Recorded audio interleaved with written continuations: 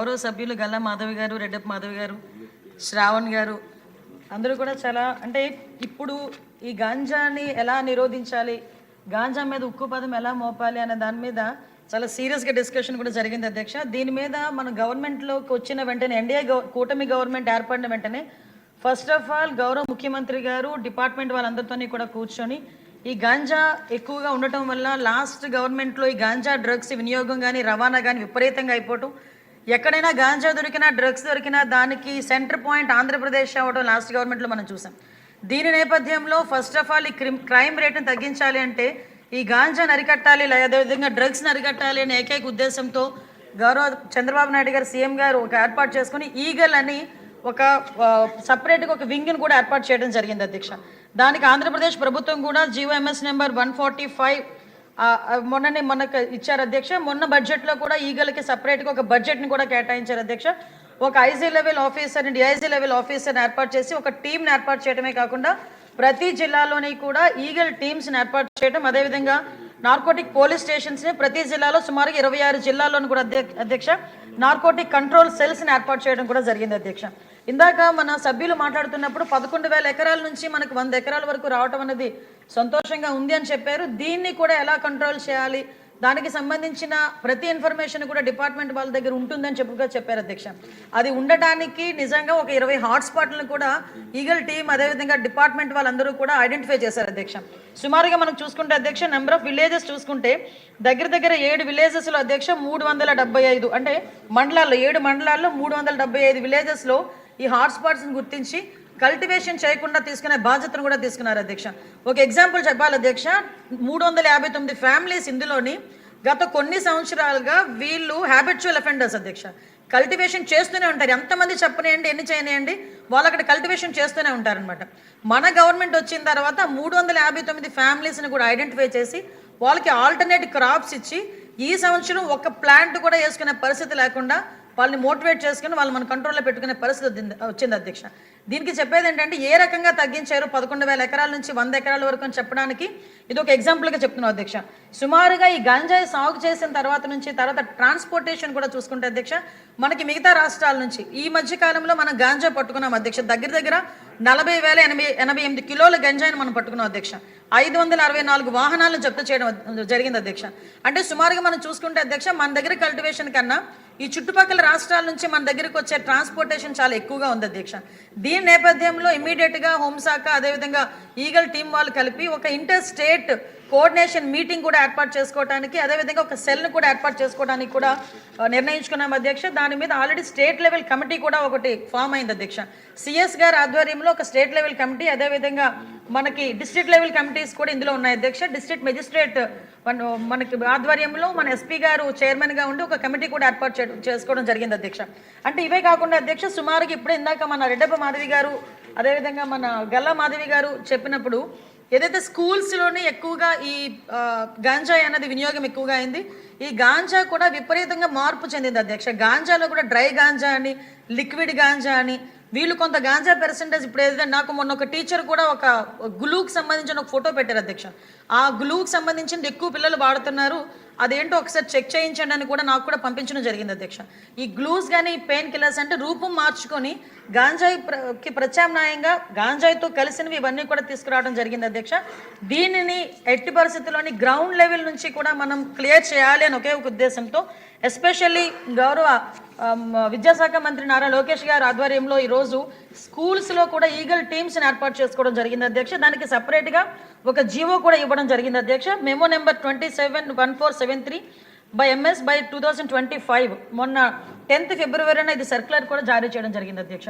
దీన్ని బట్టి స్కూల్స్లోని కూడా ఈగల్ టీంని ఏర్పాటు చేయడం, ఈగల్ టీం ద్వారా చిన్నపిల్లలకి కూడా అవేర్నెస్ క్రియేట్ చేయడం, ఎవరైనా ఇటువంటి బారిన పడి వాళ్ళు ఇబ్బంది పడే పరిస్థితులు కానీ అవతల వాళ్ళు ఇబ్బందులు పెట్టే పరిస్థితి కానీ వస్తే ఆ ఇన్ఫర్మేషన్ కనీసం టీచర్స్కి ఇవ్వడం, హెచ్ఎంకి ఇవ్వడం, వాళ్ళని డీఅడిక్షన్ సెంటర్లోకి కూడా వాళ్ళని పంపించి ఏర్పాటు చేయడం, ఇదంతా ఒక ప్రొసీజర్ ప్రకారం చేయడానికి ఈరోజు గవర్నమెంట్ కూడా సిద్ధపడింది అధ్యక్ష.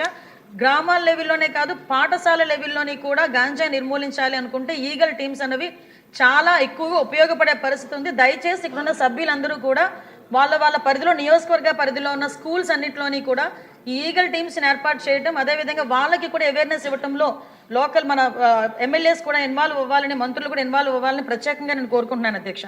అదేవిధంగా అధ్యక్ష, మనకి పర్టికులర్గా అధ్యక్ష ఈగల్ టీమ్స్తో పాటు ఒక వర్క్షాప్స్ ఏర్పాటు చేయడం అధ్యక్ష. ఈ వర్క్షాప్స్ ఏర్పాటు చేయడం, డీఅడిక్షన్ సెంటర్స్ దగ్గర 44 డీఅడిక్షన్ సెంటర్స్ మన దగ్గర ఉన్నాయి అధ్యక్ష. అంటే ప్రైవేటు గవర్నమెంట్ కలుపుకొని వీటన్నిటికీ కూడా అధ్యక్ష వాళ్ళ దగ్గర వాళ్ళని సైకలాజికల్గా వాళ్ళకి ట్రీట్మెంట్ ఇవ్వడానికి కానీ, మెడికల్గా ట్రీట్మెంట్ ఇవ్వడానికి కానీ, వాళ్ళకి అవేర్నెస్ క్రియేట్ చేయడానికి కానీ, వాళ్ళకి మెడికల్ ట్రీట్మెంట్ ఉన్నన్ని రోజులు కూడా వాళ్ళకి ఫ్రీగా ఏర్పాటు చేసే పరిస్థితులు కానీ ఇవన్నీ కూడా మనం ఏర్పాటు చేసుకుంటున్నాం అధ్యక్ష. ప్రత్యేకంగా జైల్స్లో కూడా డీఅడిక్షన్ సెంటర్స్ పెట్టడానికి కేంద్ర మంత్రిత్వ శాఖ కూడా ఆదేశాలు కూడా ఇవ్వడం జరిగింది. ఎక్కడైతే జైల్స్ ఉన్నాయో జైల్స్ లోపలే, అంటే మళ్ళీ వీళ్ళని బయటకు తీసుకొచ్చి డీఅడిక్షన్ సెంటర్లో జాయిన్ చేసి వాళ్ళకి సపరేట్గా వాళ్ళకి ప్రొటెక్షన్ ఇచ్చి ఇవన్నీ కాకుండా జైల్స్లోనే ఏర్పాటు చేసే విధంగా కూడా మనం ఏర్పాటు చేసుకోవడం జరిగింది అధ్యక్ష. ప్రత్యేకంగా ఈగల్ టీము ప్రత్యేకంగా ఒక టోల్ ఫ్రీ నెంబర్ కూడా ఏర్పాటు చేయడం జరిగింది అధ్యక్ష. 1972 అనే ఒక టోల్ ఫ్రీ నెంబర్ను కూడా ఏర్పాటు చేసుకొని దీని ద్వారా ఎక్కడైనా గాంజా సాగు జరుగుతుంటే కనుక వాళ్ళు ఇమీడియట్గా ఇన్ఫర్మేషన్ ఇచ్చే పరిస్థితి కూడా మనం తీసుకున్నాం అధ్యక్ష. ఇప్పటికే చాలామంది కూడా మనకు వస్తున్నాయి అధ్యక్ష. ప్రత్యేకంగా ఈ కల్టివేషన్ మనం ఎలా ఆపగలిగామంటే ఈ సంవత్సరం మనకి రికార్డు స్థాయిలో 46 లక్షల మొక్కల్ని ఆల్టర్నేటివ్ క్రాప్ని ఇవ్వడం జరిగింది అధ్యక్ష. ఈ 8 months 9 monthsలోనే అంటే దగ్గర 21 సంబంధించిన 21 ఆల్టర్నేటివ్ క్రాప్స్ను కూడా మనకి ఇవ్వడం జరిగింది అధ్యక్ష. అంటే దీని ద్వారా కల్టివేషన్ తగ్గించడం, ముఖ్యంగా కేంద్ర హోంమంత్రిత్వ శాఖ కానీ రాష్ట్ర హోంమంత్రిత్వ శాఖ కానీ ప్రత్యేకంగా దృష్టి పెట్టి, గౌరవ సీఎం గారు దీని మీద ప్రత్యేకంగా దృష్టి పెట్టి క్రైమ్ రేటు తగ్గాలి అంటే కనుక కంపల్సరీగా గంజాయి డ్రగ్స్ వినియోగం తగ్గాలి అని, ఉక్కుపాదం మోపాలని ప్రత్యేకంగా వీళ్ళకి సీసీటీవీ ఫుటేజెస్, సీసీటీవీస్, అదేవిధంగా డ్రోన్స్ అధ్యక్ష. ఆ డ్రోన్స్తో పాటు అధ్యక్ష మనకి చూసుకుంటే అధ్యక్ష వీళ్ళకి డ్రోన్ టెక్నాలజీని ఉపయోగించుకోవడం, ఎడ్రిన్ శాటిలైట్స్ని ఉపయోగించుకోవడం, ఆల్టర్నేటివ్ క్రాప్స్ని ఉపయోగించుకోవడం, ఓవరాల్గా ఇలా దీన్ని బేస్ చేసుకొని క్రాప్ను మొత్తం అంతా కూడా మనం క్లియర్ చేసుకోవడం జరిగింది అధ్యక్ష. ఇప్పుడు వీటినే కాకుండా అధ్యక్ష ఇంటర్ డిపార్ట్మెంట్ కోఆర్డినేషన్తో కూడా వాళ్ళకి అన్ని రకాలుగా ఒక సబ్స్టిట్యూషన్ అంటే వాళ్ళకి ఆల్టర్నేటివ్ క్రాప్స్ని ఇవ్వటం కానీ, వాళ్ళకి మోటివేషన్ కార్యక్రమాలు చేపట్టడం కానీ ఇవన్నీ కూడా జరిగింది అధ్యక్ష. ముఖ్యంగా ఇందాక మీకు చెప్పినట్టుగా నిఘాను బలోపేతం చేయడం, సీసీటీవీస్ని, డ్రోన్స్ని ఏర్పాటు చేసుకోవడం. ఇందాక మన సభ్యులు చెప్పారు బహిరంగ ప్రదేశాల్లో గాంజాయి తీసుకోవటం, అదేవిధంగా మనకి స్కూల్స్లోని గాంజాయి తీసుకోవటం, ఇవన్నిటికీ అధ్యక్ష కేంద్ర మంత్రిత్వ శాఖలో నిదాన్ అని చెప్పేసి ఒక ఉంది, పోర్టల్ ఉంది అధ్యక్ష. National integrated database and arrested narco offenders అని చెప్పి నిదాన్ అని, అంటే ఎంత కఠినంగా ఉన్నాయి వాళ్ళ మనకి చర్యలు అని చెప్పడానికి ఇది ఒక ఉదాహరణగా చెప్తున్నాను అధ్యక్ష. దాంట్లో కనుక ఒక్కసారి కనుక నేమ్ అందులో ఎంటర్ అయితే వాళ్ళకి పాస్పోర్ట్స్ రావడం కాదు కదా, ఫర్దర్గా వాళ్ళని అందరినీ కూడా సొసైటీలో నిజంగా ఒక ఏదో సపరేట్గా చేసే పరిస్థితులు ఉంటున్నాయి అధ్యక్ష. అంటే పాస్పోర్ట్స్ రావు, వాళ్ళు బయటకు వెళ్ళి చదువుకోవడానికి లేదు, ఉద్యోగాలు రావు వాళ్ళకి, అంటే శిక్షలు కూడా అదే విధంగా. లాస్ట్ గవర్నమెంట్ మనం చూసుకుంటే అధ్యక్ష లాస్ట్ ఇయర్లో 25 కేసుల్లో దగ్గర 20 ఏళ్లకు పైగా శిక్ష పడిన పరిస్థితులు కూడా కనిపిస్తున్నాయి అధ్యక్ష. దీన్ని బట్టి అధ్యక్ష ఎట్టి పరిస్థితుల్లోని కూడా దీని మీద ఉక్కుపాదం మోపాలి అని ఒకే ఒక ఉద్దేశంతో ఈరోజు గవర్నమెంట్ కూడా కృతనిశ్చయంతో ఉన్నాం. దీనికి సపరేట్గా ఒక బడ్జెట్ కూడా అలోకేట్ చేసుకొని దీన్ని ఇంప్లిమెంట్ చేసుకుంటున్నాం. ఈగల్ టీం కూడా చాలా ఎఫెక్టివ్గా వర్క్ చేస్తుంది మన హోంమంత్రిత్వ శాఖలో. మనం అన్ని రకాలుగా కూడా వాళ్ళకి కూడా సపోర్టివ్గా ఉంటున్నాం అధ్యక్ష. ఇందాక మీకు చెప్పింది ఈ గ్లూ అధ్యక్ష, ఈ టైప్ ఆఫ్ గ్లూ మనకి స్కూల్లో పిల్లల దగ్గర మనకి ఎక్కువగా కనిపించడం. ముఖ్యంగా మనం ఇక్కడ చూసుకుంటే అధ్యక్ష 1972 కాల్ సెంటర్కి కనుక ఇలాంటివి ఎక్కడైనా పిల్లలు దొరికినా లేకపోతే పిల్లలు యూజ్ చేసినట్టుగా కనిపించినా కంపల్సరీగా టోల్ ఫ్రీ నెంబర్కి 1972కి ఏర్పాటు చేసినా కూడా అధ్యక్ష ఇమీడియట్గా వాళ్ళ మీద సర్వేలెన్సెస్ ఏర్పాటు చేసుకొని ఒక గైడ్లైన్స్ కూడా ఇస్తాం అధ్యక్ష. ఇంకా ఎక్కడైనా ఈ మెడికల్ షాప్స్ గురించి అన్నారు, డెఫినెట్గా మేము ఒకసారి డిస్కస్ చేసుకొని దాని మీద ఎలాంటి చర్యలు తీసుకోవాలనే దాని మీద కూడా ఒకసారి డిస్కస్ చేసుకొని దాని మీద కూడా చర్యలు తీసుకుంటాం అధ్యక్ష. ఓవరాల్గా ఈ గంజాయి నిర్మూలనలో మన రాష్ట్ర ప్రభుత్వం ఎన్ని చర్యలు తీసుకున్నప్పటికీ కూడా మనలో ఉన్న అవేర్నెస్ కానీ మన ఇక్కడున్న సభ్యులు అందరూ కూడా దీని మీద ఫోకస్ పెట్టి మనం నియంత్రణకి మనందరం కూడా ప్రతి చెయ్యి కలపాలని మాత్రం మనస్ఫూర్తిగా తెలియజేసుకున్నాను అధ్యక్ష. ధన్యవాదాలు అధ్యక్ష.